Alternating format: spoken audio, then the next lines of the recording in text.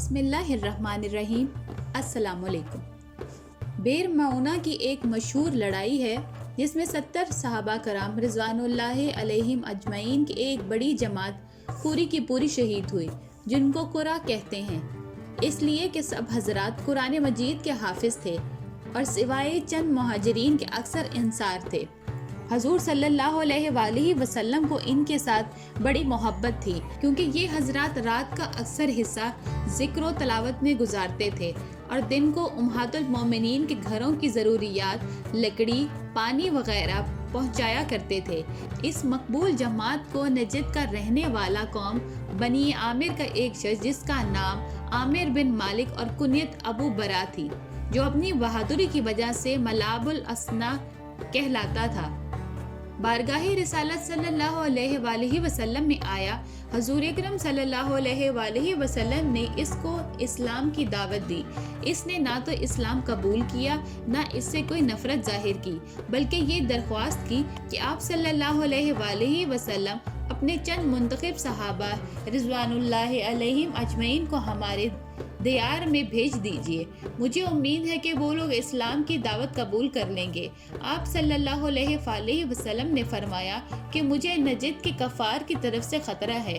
अबू बरा ने कहा कि मैं आप असहाब की जानो माल की हिफाजत का ज़ामिन हूँ। इसके बाद हजूर सल्लल्लाहु अलैहि वसल्लम ने इन 70 सहाबा कराम रिज़वानुल्लाहि अलैहिम अजमईन को हमरा कर दिया और एक ख़त आमिर बिन तुफ़ैल के नाम, जो बनी आमिर का रईस था, तहरीर फरमाया, जिसमें इस्लाम की दावत थी। ये हजरात मदीना मुनव्वरा से रुखसत होकर बेर मऊना पहुँचे तो ठहर गए और दो साथी, एक हजरत अमर बिन उमिया, दूसरे हजरत मंजर बिन अमर, सबके ऊँटों को लेकर चराने के लिए तशरीफ़ ले गए और हजरत हराम बिन मल्हान रज़ियल्लाहु ताला अन्हो अपने साथ दो हजरात को साथियों में से लेकर आमिर बिन तुफ़ैल के पास हजूर सल्लल्लाहु अलैहि वसल्लम का ख़त देने के लिए तशरीफ़ ले गए। करीब पहुंचकर हराम बिन मल्हान रज़ियल्लाहु ताला अन्हो ने अपने दोनों साथियों से फरमाया कि तुम यहीं ठहर जाओ, मैं आगे जाता हूँ। अगर मेरे साथ कोई दगा ना की गई तो तुम भी चले आना, वरना यहीं से वापस हो जाना, कि 3 के मारे जाने से 1 का मारा जाना बेहतर है। आमिर बिन तुफ़ैल इस आमिर बिन मालिक का भतीजा था, जो इन सहाबा कराम रिज़वानुल्लाहि अलैहिम अजमईन को अपने साथ लाया था। इसको इस्लाम और मुसलमानों से खास अदावत थी। हज़रत हराम बिन मल्हान रज़ियल्लाहु ताला अन्हो ने ख़त दिया तो इस बदबख्त ने ख़त को पढ़ा भी नहीं और एक शख्स को इशारा कर दिया, जिसने पीछे से हराम बिन मल्हान रज़ियल्लाहु ताला अन्हो को नेज़ा मारकर शहीद कर दिया। इसने ना इसकी परवाह की कि कासिद को मारना किसी कौम के नज़दीक भी जायज़ नहीं, और ना इसका लिहाज किया कि मेरे चचा इन हजरात को अपनी पनाह में लाया है। इनको शहीद करने के बाद इसने अपने कबीले बनु आमिर में मनादी कराई कि बेर मऊना पर मुकीम एक कारवां को तहत कर दिया जाए। बनु आमिर ने यह सुनने के बाद ये लोग अबू बरा की अमान में हैं, हमला करने से इनकार कर दिया। बनु सलीम के कबाइल उसैबा, रैल और ज़कू, इनके लोगों ने आमिर बिन तुफ़ैल का साथ दिया और एक बड़ी जमीयत के साथ बेर मऊना की तरफ बढ़े। सहाबा कराम रिज़वानुल्लाहि अलैहिम अजमईन अपने साथी हज़रत हराम बिन मल्हान रज़ियल्लाहु ताला अन्हु के इंतज़ार में थे कि वो क्या जवाब लेकर आते हैं, कि अचानक उन्होंने अपने आप को दुश्मनों के घेरे में पाया। ये हजरात आखिर कहाँ तक मुकाबला करते और चारों तरफ से कफार में घिरे हुए थे। अबू बरा ने इनको बचाने की कोशिश की, अगर इसकी कोई ना सुनी गई। सहाबा कराम रिज़वानुल्लाहि अलैहिम अजमईन एक एक करके शहीद हो गए। हज़रत मंजर रज़ियल्लाहु ताला अन्हु बिन अमर और हज़रत अमर बिन उमिया रज़ियल्लाहु ताला अन्हु, जो ऊँट चराने गए हुए थे, यहाँ आकर देखा तो अपने साथियों को शहीद पाया और सवारों को खून की भरी हुई तलवारें लिए हुए इनके गिर्द चक्कर लगाते देखा।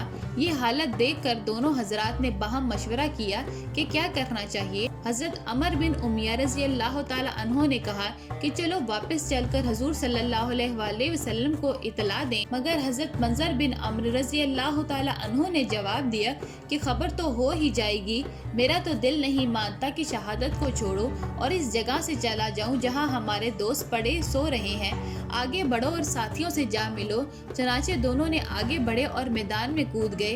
حضرت منظر بن عمرو رضی اللہ تعالی عنہ شہید ہوئے اور حضرت عمرو بن امیہ رضی اللہ تعالی عنہ گرفتار ہوئے، مگر چونکہ عامر کی ماں کے ذمے کسی منت کے سلسلے میں ایک غلام کو آزاد کرنا تھا، اس لیے عامر نے ان کو اس منت میں آزاد کیا۔ زخمیوں کے درمیان حضرت قاب بن زید رضی اللہ تعالی عنہ بچے رہے اور دشمنوں کے چلے جانے کے بعد وہ بھی زندہ سلامت مدینہ پہنچ گئے۔ ان حضرات میں حضرت ابوبکر صدیق رضی اللہ تعالی عنہ کے غلام حضرت عامر بن فہیرہ رضی اللہ تعالی عنہ بھی تھے۔ انہیں بنی کلاب کی ایک شخص جبار بن سلمہ نے شہید کیا۔ جب نیزہ ان کے جسم کے پار ہوا تو انہوں نے جوش ایمانی سے نعرہ لگایا، خدا کی قسم میں کامیاب ہو گیا۔ شہید وفا کے انہی الفاظ نے ان کے قاتل کو ہلا کر رکھ دیا۔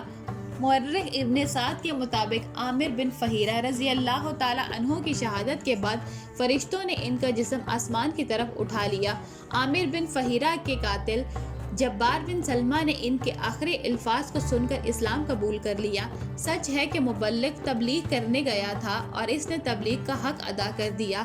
تاریخی روایات کے مطابق حضور نبی کریم صلی اللہ علیہ وآلہ وسلم کو اس واقعے کی اطلاع اللہ کے حکم سے حضرت جبرائیل علیہ السلام نے پہنچا دی تھی۔ حضور صلی اللہ علیہ وآلہ وسلم کے دل پر اس واقعے کا اتنا عظیم صدمہ پہنچا کہ تمام عمر شریف میں کبھی بھی اتنا رنج و صدمہ نہیں پہنچا تھا۔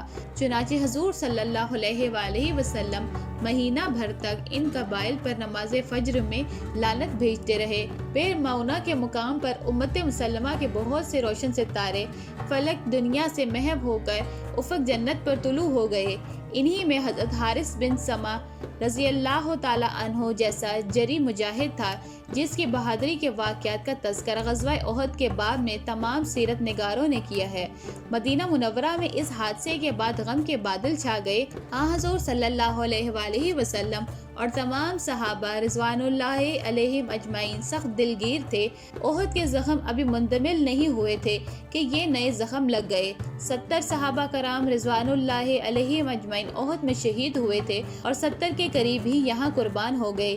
یہ اتنی بڑی آزمائش تھی کہ اس کے سامنے استقامت کا مظاہرہ وہی لوگ کر سکے جو اللہ کے ہاتھ اپنا سب کچھ فروخت کر چکے تھے۔ اس واقعے کی اطلاع دور و نزدیک پھیلی اور اسلام دشمنوں نے خوب بغلیں بجائیں۔ ان کا خیال تھا کہ اسلام کا چراغ گل ہو جائے گا، مگر ان کے تمام اندازے غلط ثابت ہوئے۔ سرور عالم صلی اللہ علیہ وآلہ وسلم کا حوصلہ اس صدمے کے باوجود پست نہیں ہوا اور آپ صلی اللہ علیہ وآلہ وسلم نے مسلسل اسلام کا پرچم بلند کرنے کے لیے اس کے بعد کی جرأت مندانہ اقدام کیے۔ حضرت عمر بن امیہ رضی اللہ تعالی عنہ واقعہ بئر معونہ کے بعد واپس آ رہے تھے۔ مدینے سے کچھ فاصلے پر انہیں 2 آدمی ملے جو عامر بن طفیل کے قبیلے بنو کلاب میں سے تھے۔ حضرت عمر بن امیہ رضی اللہ تعالی عنہ عامر اور اس کے ساتھیوں کے ہاتھوں مسلمانوں پر نازل ہونے والی ناگہانی مصیبت کو اپنی آنکھوں سے دیکھ چکے تھے اور انتقامی جذبات سے مغلوب تھے۔ موقع پا کر انہوں ان دونوں کو قتل کر دیا۔ مدینہ پہنچ کر انہوں نے بئر معونہ کا واقعہ بیان کیا، وہیں اپنے ہاتھوں قتل ہونے والے بنو کلاب کے 2 افراد کا بھی تذکرہ کیا۔ حضور صلی اللہ علیہ وآلہ وسلم نے بئر معونہ کے شہداء کی خبر حضرت جبرائیل علیہ السلام کی زبانی پہلے ہی سن لی تھی۔ اب مزید حالات معلوم ہوئے تو آپ صلی اللہ علیہ وآلہ وسلم کو بہت صدمہ پہنچا۔ اس کے ساتھ ہی آپ صلی اللہ علیہ وآلہ وسلم نے عمر بن امیہ رضی اللہ تعالی عنہ سے کہا، تم نے بہت برا کیا کہ ان 2 آدمیوں کو قتل کر دیا، حالانکہ میں انہیں امان دے چکا تھا۔ حضور صلی اللہ علیہ وآلہ وسلم نے دونوں مقتولین کا خون بہا اسلامی حکومت کی طرف سے ادا فرمایا اور یہ رقم ان کے ورثاء کو بھجوا دی۔ میں اسوہ نبی صلی اللہ علیہ وآلہ وسلم سے یہ حقیقت کھل کر سامنے آتی ہے کہ کسی سے دوستی ہو یا دشمنی، اپنے وعدے کا پاس بندہ مومن کی بنیادی صفت ہے۔ سخت ترین غم اور غصے کی حالت میں بھی عدل و انصاف کے تقاضوں کو پورا کرنا اسلام ہی کی امتیازی شان ہے۔ عامر بن طفیل نے جو مذموم حرکت کی تھی، اس کا ابو برا کو بہت بڑا افسوس تھا اور اس واقعے کے بعد شرم و ندامت کے مارے اپنے گھر میں گوشہ نشین ہو گیا اور تھوڑے عرصے بعد ہی مر گیا۔